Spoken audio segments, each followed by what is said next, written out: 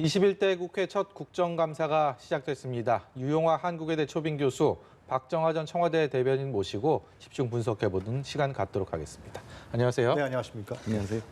국정감사 오전에 시작해갔고요. 지금 이 시간에도 진행 중인데 일단 지금 상황까지만 봤을 때는 두 가지 키워드로 요약이 되는 것 같아요. 그러니까 서해상 피격 사망한 우리 공무원 관련된 얘기, 그리고 추미애 장관 아들 이른바 특혜 의혹에 대한 얘기, 이것이 각 상임위의 쟁점이 되고 있는 상황인데 우선 외통위랑 국방위 같은 경우는 이 피살된 공무원 문제, 여기에 대한 증인으로 뭐 이 형님을 채택하는 문제, 그리고 국방위 같은 경우 아예 지금 증인 없이 또 진행이 되고 있네요.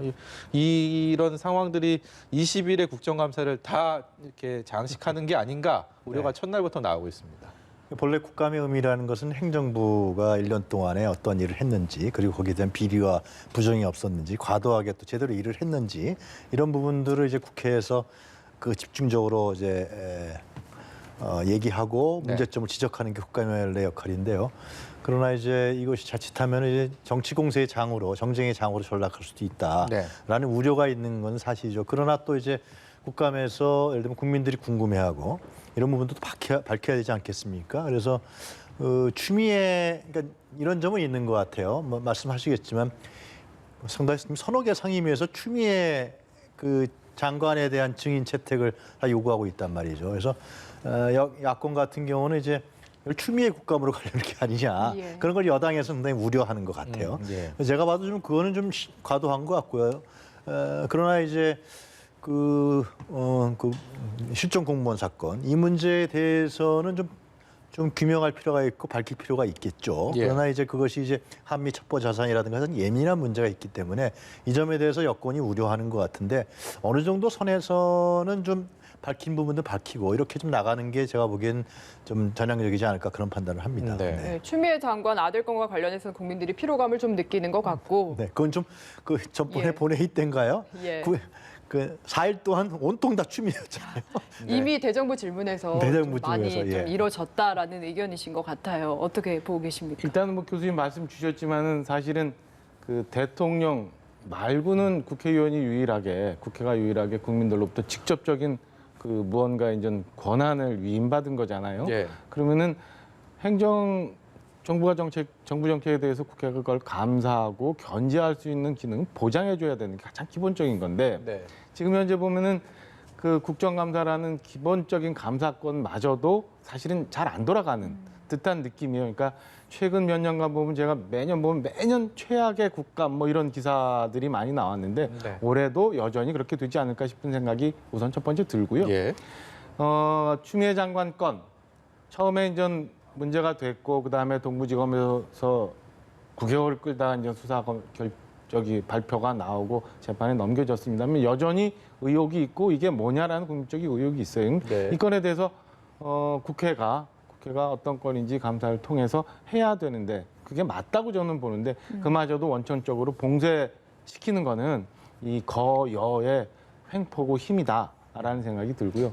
그 공무원 피살 건 같은 경우도 워낙 국정감사가 시작되기 전부터 국민들로부터 굉장히 뭐 우려와 분노가 많았던 건이고, 지금도 일부 해경 발표 등등, 그다음에 북한의 반응, 우리 뭐 청와대나 대통령의 대응, 뭐 이런 것들에 대해서 일각에서 국민들이 많은 우려들을 하고 있잖아요. 이 건에 대해서는 국회가 정부를 상대로 해서 점검해보고 다시는 그런 일이 없도록 한번 점검할 수 있는 기회를 주는 게 맞는데, 이렇게 증인 채택부터 신경전을 통해서 감사권 자체가 어려워지는 거는 저는 좀 과하게 여당이 그 봉쇄 작전을 쓰고 있는 것 아니냐라는 생각을 좀 할 수밖에 없습니다. 예상했던 것처럼, 우려했던 것처럼 이제 첫날부터 이렇게 순조롭게 국정감사가 여야가 말했던 정책 국감 방향으로는 지금까지 흘러가지 않고 있는데, 제가 좀 돌발적으로 질문을 드리고 싶은 게 갑자기 생각이 났습니다. 박정하 대변인 같은 경우에 이제 피감기관의 소속원으로서, 구성원으로서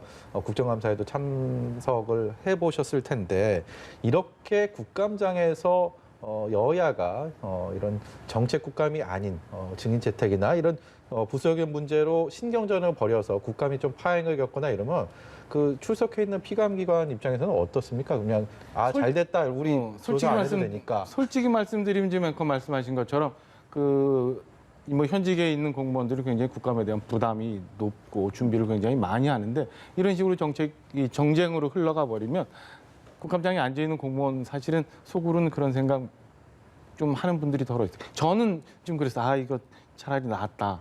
죄송합니다. 왜냐하면 뭐 당장 이렇게 많은 질문들이 쏟아지고 답변을 해야 되는 상황인데 그거 말고 다른 것들로 지나가 버리면 준비했던 것들은 뭐 답변을 못 하고 곤란한 것들이 넘어갈 수 있는 상황이니까. 그러니까 결국에는 그 국회라는 굉장히 큰 예산이 들어가고 엄중한 권력이 있는 국회라는 기능을 우리 사회가 그냥 공중으로 하늘로 날려버리는 그런 낭비적인 상황 아닌가 이런 생각이 좀 들죠. 우리 정부기관에서 얼마나 국정 운영을 한 해 동안 꼼꼼히 잘 했는지를 평가를 해주고 거기에 대한 감사를 해야 되는 상황에 이렇게 안 하니까 잘 됐다 이런 생각을 갖도록 하면 안 되지 않겠습니까? 그렇기 때문에 여야 모두 이번 국정감사가 갖는 의미에 대해서 첫날이지만 다시 생각하는 그런 시간이 됐으면 좋겠습니다. 공수처 얘기해 볼 텐데요. 공수처 추천위원 뭐 오늘도 계속 뭐 여당에서는 얘기들을 압박을 하고 있습니다. 이제 좀 빨리 해야 된다. 거기다가 대한 시간까지 김태년 원내대표는 국정감사 기간 내라고 못을 박았는데 여기에 대해서 국민의힘은 특별한 입장을 내놓지 않고 있어요. 뭐 알아보고 있다 정도고 이거 어떻게 돼야 될지 어떤 식으로 흘러갈지 참 궁금합니다. 지금 공수처 그 사무실 현판식 한 지가 한 석 달 정도 됐을 거예요. 그런데 이것을 지금 여당이 상당히 다수 의석을 넘어서 이제 3분의 2까지 차지 과반을 훨씬 넘는 의석을 갖고 있는데 여기서 공수처 출범을 제대로 못한다 그러면 좀 무능하다라는 비판도 받지 않겠습니까? 특히 여권 지지자들이나 국민들에게. 그런 측면에서 봤을 때 여당도 부담을 갖고 있는 것 같고요. 야당에서는 이 헌재 판결을 기다리자는 것인데 그 언제 어느새 기다립니까? 그거를. 그래서 제 생각에는 그러니까 어떻게 보면 야당에서 주장하는 헌재를 기다리자라는 것은 공수처 출범을 지연시키기 위한 지연 전략이다라고 볼 수밖에 없는 것 같아요. 그건 뭐 분명한 사실인 것 같아요. 이미 국회에서 통과됐고요. 야당에서는 이게 패스트트랙이다라고 했지만 여당에서는 그건 합법적으로 패스트트랙을 한 거니까요. 그래서 이 문제에 관련해서 일단 야당에서 추천위원 2명을 내놓고요. 추천이 2명이 안 되면 이 공수처장이 지금 밑에 실무진들은 다 꾸려졌다는 거 아니에요? 공수처장이 없으니까 출범이 안 되기 때문에 공수처장을 일단 선출하게 하고 그것도 그 한 명 그러니까 2명 이상 반대하면 공수처장이 추천이 안 됩니다. 야권의 권한이 상당히 강해진 거죠. 하고 그 다음에 만약에 진짜 헌재에서 이거 아니야 위헌이야 그러면 그건 할 수가 없는 거거든요 공수처를. 그래서 출범을 시켜서 하는 것이 제가 보기엔 맞지 않겠냐. 만약에 계속해서 이런 식으로 지연 작전을 펴게 되면은 여당이나 국민들 입장에 봤을 때는 이 국민의힘이 이름도 바꾸고 뭐 여러 가지도 전향적으로 하려고 그러는데 검찰개혁이라는 중요한 명분을 또 회피하고 지연시키는 거 아니냐 그런 비난에 저는 부딪힐 수 있을 것 같아요. 그래서 좀 뭐 다른 생각 좀 하는 것 같은데 하여튼 공수처를 출범시키게 만드는 것이 저는 맞다고 봅니다.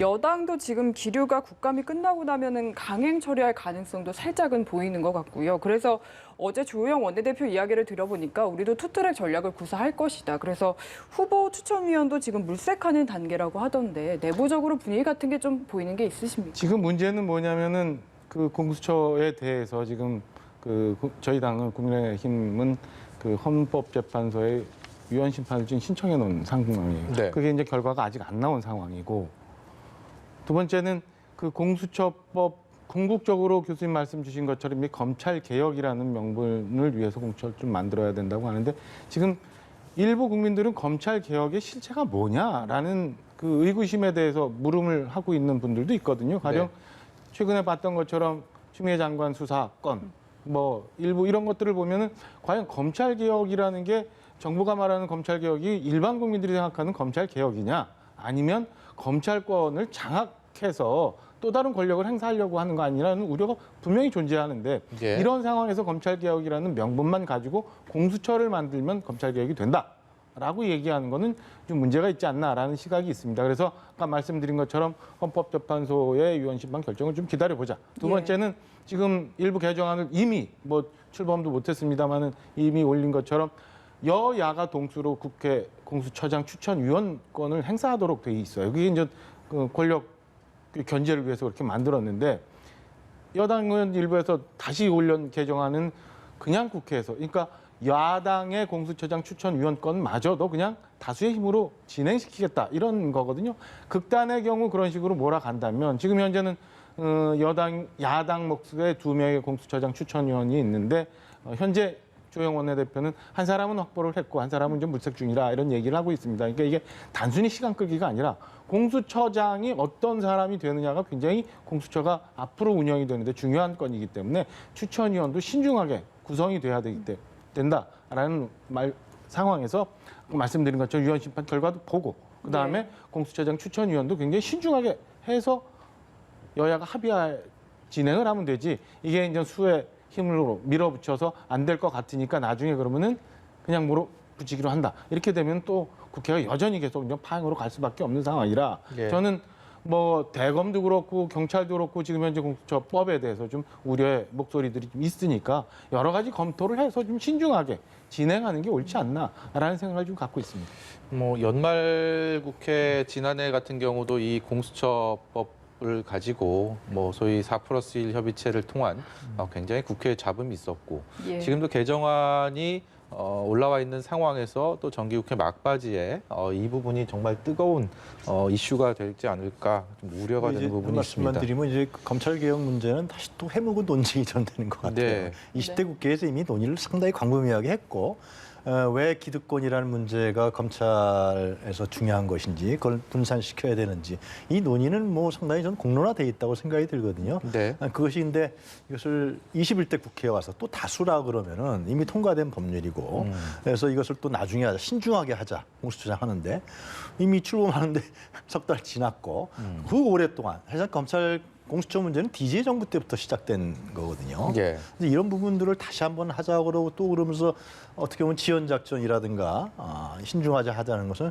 검찰 개혁을 하기 싫은 거죠.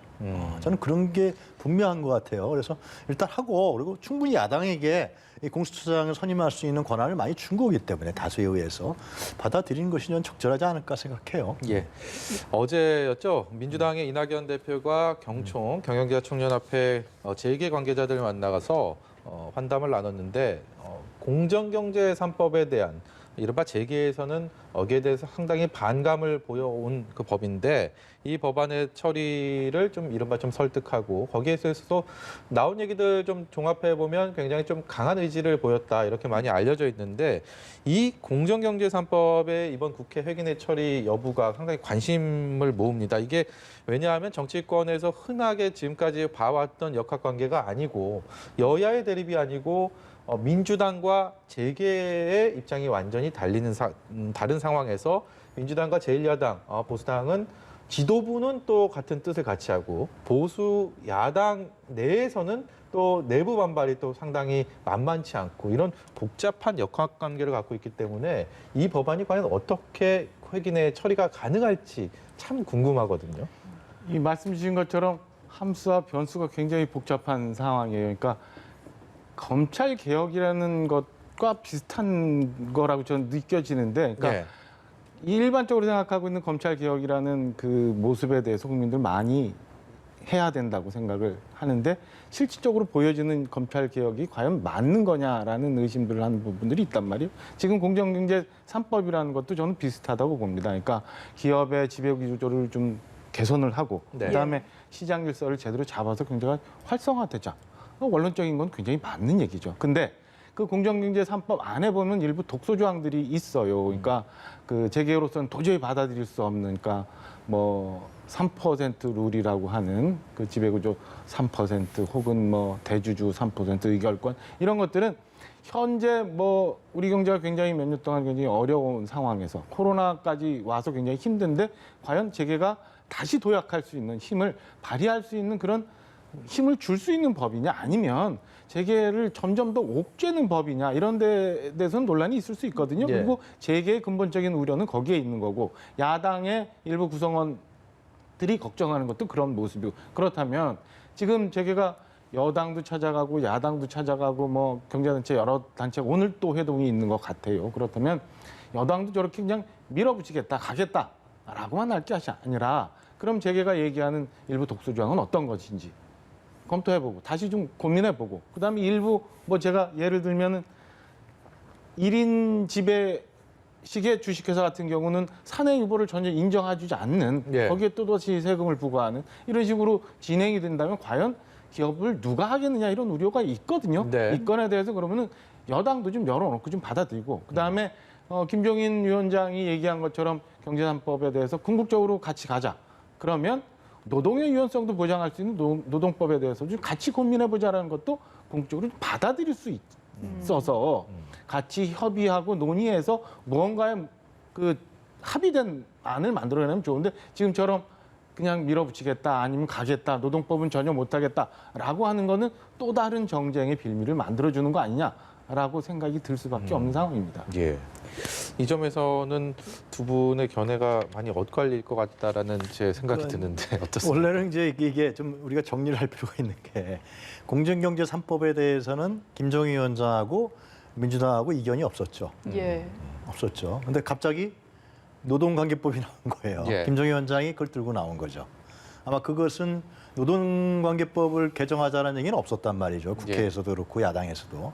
그것은 공정경제 3법을 김정희 위원장이 하겠다. 자신 또 경제민주화 또 이 국민의힘의 정강정책에도 이제 경제민주화가 들어가 있고요. 공정한 시장 경쟁도 들어가 있고 그렇기 때문에 김정희 위원장이 추진했던 것 같은데 그러니까 뭐 제 추측에는 하여튼 야당 내에서 많은 반발이 부딪혔겠죠. 그러니까 이제 노동관계법을 들고 나온 것 같아요. 결과적으로 보면 이것은 그러면 통과시키지 않겠다는 거나 마찬가지인 거죠. 노동관계법을 왜냐하면 노동관계법은 이것이 굉장히 민감하단 말이죠. 그러니까 사회적 합의에 의해서 처리할 수밖에 없는 거거든요. 네. 이 실제로 해고를 당하고 어떤 그 생계에 드러나기 때문에 많은 수의 노동자들이 노동의 유연성이라든가 이런 부분에 있어서 물론 그것도 필요할 수도 있어요. 그러나 그거는 사회적 합의가 이루어지지 않으면은 그것은 여당이나 야당은 감당하지 못하는 상황에 직면할 수가 있어요. 그래서 벌써 노동단체에서 지금 막 그 김정희 위원장이라든가 국민의힘한테 항의하는 성명들이 막 나오잖아요. 벌써. 예. 그래서 이런 문제는 결국은 공정경제 3법을 통과시키지 않겠다라는 이러한 거라고 보여지거든요. 그런데 말씀하신 대로 공정경제 3법은 독소 조항이 있을 수가 있어요. 예를 들면 기업에서 염려하는 것은 지금 투기자본에 외국의 투기자본에게 노출되는 거 아니냐 넘어간다 이런 건데요. 이런 점도 있습니다. 그러니까 이제 이 포스트 코로나 시대 아니에요? 포스트 코로나 시대이기 때문에 향후의 어떤 세계 경제 질서라든가 국내 경제 질서도 굉장히 창의력이라든가 네. 그리고 공정한 경쟁, 시장 경쟁에 의해서 만들어지지 않으면 우리가 한국 경제가 버티기 어려운 상황으로 갈 수도 있다는 거죠. 그러나 지금 현재를 봤을 때는 공정경제 3법에서 얘기하는 것은 골자가 그거 아니에요. 지금 대기업이 너무나 그 대자본에 의해서 휘둘르고 있고 또 뭐 몇 개 기업이면 괜찮다 이거야. 독일처럼 가족 기업이면 괜찮은데 그런데 이것이 문어발시로 확장돼 있고 일감 몰아주기가 돼 있고 이런 것이 전 경제에 퍼지면서 실제로 중소기업이나 중견기업이 성장할 수 있는 토대를 잠식하고 있다라는 거죠. 이것은 포스트 코로나 시대 한국 경제에 있어서 저는 바람직하지 않은 현상이라 보여집니다. 예. 그래서 저는 여야가 이 문제에 관해서 독소 조항 같은 거 말씀대로 빼고 그러나 시장 경쟁을 강화할 수 있는 포스트 코로나 시대에 살아갈 수 있는 경쟁력을 펼칠 수 있도록 예를 들면 과도한 어떤 대자본이라든가 재벌 총수가 좌우하는 이런 부분들은 경제에서 해가 되는 건 맞거든요. 예. 3대째 아닙니까 지금 실제로. 이런 부분들을 고쳐나가면서 통과시키는 것이 저는 향후의 제4차 산업혁명이라든가 포스트 코로나 시대에 맞다. 그래서 김정희 위원장도 처음에 동의한 거 아니냐. 예. 저는 그렇게 생각이 듭니다. 네, 이 문제 관련해서 저희가 앞으로도 또 이야기할 기회가 있지 않을까 싶고요. 다음으로 앞서서도 잠깐 이야기가 나왔는데 서해 공무원 피격 사건과 관련해서 좀 이야기를 나눠봐야 될 것 같습니다. 공동조사를 저희 쪽에서 요청을 했는데 북한은 지금 답변이 없는 상황이고요. 조금 새로운 국면을 맞이할 수도 있을 것 같은 게 피살된 공무원의 유가족들이 직접 유엔 인권사무소에 찾아가서 지금 공식 조사를 요청을 한 상태거든요. 근데 이게 지금은 남북 차원의 문제인데 만약에 유엔에서 직접 조사에 나선다면 이게 국제적인 문제가 될 수도 있는 상황입니다. 그러면 지금 현재 상황에서 좀 우리 정부에서는 어떤 입장과 태도를 취해야 할지 이 부분이 궁금해지거든요.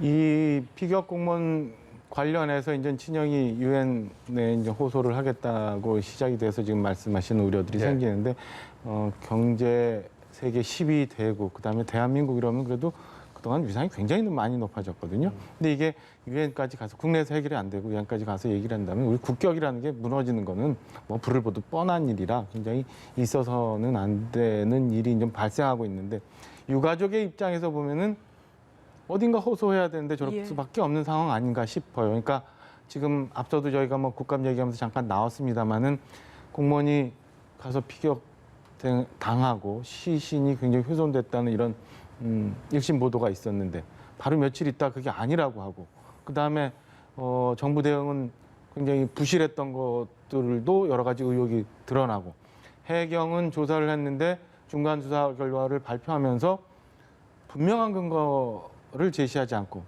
일부 반론이 있을 수 있는데도 불구하고 월북이었다고 단정을 하고 아이는 우리 아빠는 그럴 사람이 아니라고 대통령께 호소하는 절절한 친필 편지까지 보내는데 과연 그러면은 이 유가족을 위해서 그다음에 이 지금 뭔가 정부 조치가 미흡하다고 생각하는 국민들을 향해서 우리 정부가 좀 더 과감하고 솔직하게 그러니까 북한에게 그냥 말로만 공동조사 하자고 얘기하지 말고 정말 실질적으로 공동조사할 수 있는 방법을 북한에게 세게 압박을 하거나 북한을 국제사회가 압력을 가할 수 있도록 북한을 좀 몰아가는 뭔가 조치를 취하거나 그리고 지금 해경의 수색도 뭐 일부 보도에 의하면은 밤에는 뭐 이렇게 조명탄도 쏘지 않고 형식적인 조사만 하고 있다. 오늘 아침 서욱 국방장관 국회에서 답변 보면은 뭐 일부 위협적인 반응도 보이고 있다. 이런 것들 있잖아요. 이거에 대해서는 강력하게 대응해서 유가족이 안타까워하는 이 다만 얼마만이라도 이 시신에도 수습할 수 있는 그런 기회를 줘야 되고 그다음에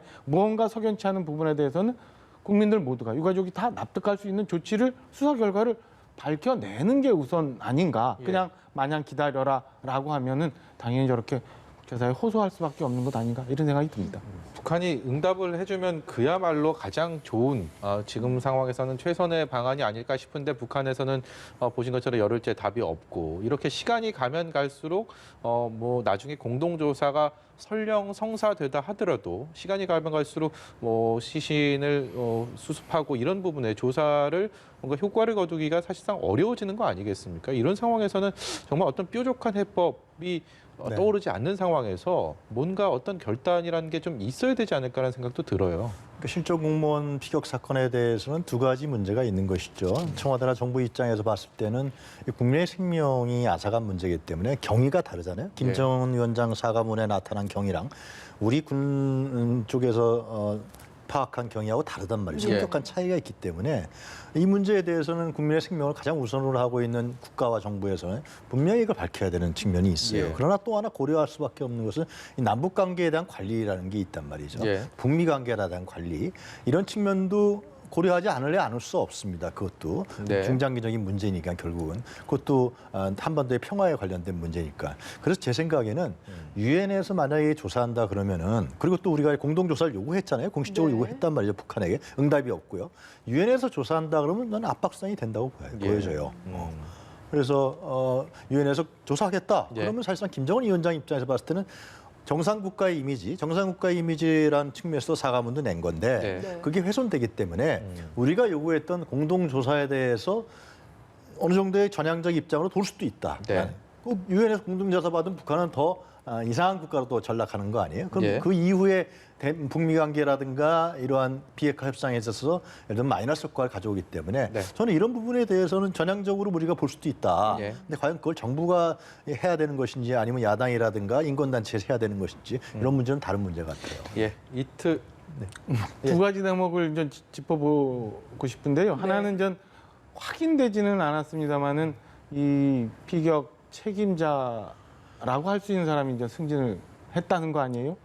이 건에 대해서 그러면 우리 정부는 어떤 입장을 좀 취해야 되는지 그리고 청와대가 이례적으로 9월 초에 김정은과 문재인 대통령 간에 친서가 이렇게 교환이 됐다라고까지도 공개하는 상황에서 그러면 우리 정부가 북한에 얘기할 채널이 있는 거잖아요. 뭔가 얘기할 수 있는데 너무 조용히 있는 거 아니냐라는 국민들의 일각의 우려에 대해서는 정부가 받아들여야 된다고 생각합니다. 예. 이틀 뒤면 한글날인데요. 지난 개천절과 마찬가지로 일부 보수단체에서 대규모 도심 집회를 예고한 상황입니다. 정부에서는 여기에 대해서 강하게 차단하겠다라는 그런 입장을 밝힌 상황인데 한 여론조사 기관의 이와 관련한 여론조사 결과가 나와서 저희가 좀 그래픽 좀 보면서 두 분께 좀 여쭤보려고 하는데요. 원천 차단하겠다는 이 방침에 대해서 과잉 조치라는 부분과 불가피한 조치라는 그런 답변이 갈립니다. 불가피하다라는 쪽이 지금 보시는 것처럼 오른쪽에 조금 더 높게 나타나긴 했는데 물론 방역이 가장 큰 이유겠죠. 유영혁 교수께서 어떻게 보셨습니까? 그러니까 저도 차벽이 이렇게 있는 거 보니까 별로 의미상 좋은 건 아닙니다. 네. 그리고 과거에 이제 차벽을 통해서 민주적 집회를 사실상 방해하고 그걸 차단시켰던 우리가 네. 선례가 있기 때문에 이미지가 좋은 것은 아니지만 경찰 측이나 정부 측 입장에 봤을 때는 불가피한 선택이라는 거 아니에요. 2011년도 헌재 판결에서도 이것이 마지막 수단일 경우는 허용할 수밖에 없다라고 얘기한단 말이죠. 그런데 이제 차벽은 이게 코로나19라는 이 균이라는 것은 이제 막 비말이라든가 아니면 이것이 튀어서 공기 중에 감염되는 거 아니에요. 차벽을 딱 설치해 놓으면 원천적으로 그것이 차단이 된다고 경찰 측에서 판단하는 것 같아요. 그런 측면에서 봤을 때는 국민들에게 기본권 제한이라는 논란이 있는 건 사실이지만 이것을 코로나19를 더 익산, 이른 8.15 광복절날 600명이 감염된 게 확인됐잖아요. 전국적으로 확산된단 말이죠. 또 마찬가지로 지난번 개천절 때도 그렇게 모이시려고 그랬잖아요. 그분들이.